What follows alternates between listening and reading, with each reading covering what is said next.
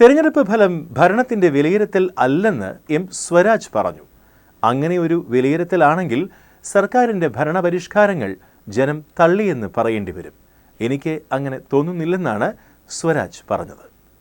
ഭരണത്തിൻ്റെ വിലയിരുത്തലാണ് ഈ തെരഞ്ഞെടുപ്പ് എന്ന് അംഗീകരിച്ചാൽ ഈ ഗവൺമെൻറ്റിൻ്റെ ഭരണപരിഷ്കാരങ്ങൾ, നടപടികൾ അതിനെയെല്ലാം ജനങ്ങൾ തള്ളിക്കളഞ്ഞു എന്ന് പറയേണ്ടി വരും.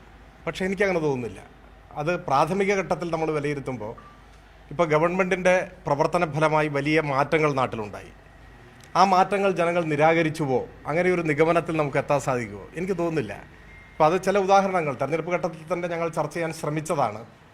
ഇപ്പോൾ LDF ഗവൺമെൻറ്റിൻ്റെ എല്ലാ പ്രവർത്തനങ്ങളോടും ജനങ്ങൾ വിപ്രതിപത്തി പ്രകടിപ്പിച്ചു, അതിനെ തള്ളിപ്പറഞ്ഞു എന്നാണ് നാം എത്തുന്ന നിഗമനമെങ്കിൽ LDF ഗവൺമെൻറ്റിൻ്റെ ഭരണത്തിൻ്റെ ഭാഗമായി വന്നതാണ് പവർ കട്ടില്ലാതായി. അപ്പോൾ ജനങ്ങൾ ആഗ്രഹിക്കുന്നത് പവർ കട്ടിലേക്ക് തിരിച്ചു പോകണമെന്നാണോ? അത് നമ്മുടെ മുമ്പിൽ ഉയർന്നു വരുന്നൊരു ചോദ്യമാണ്.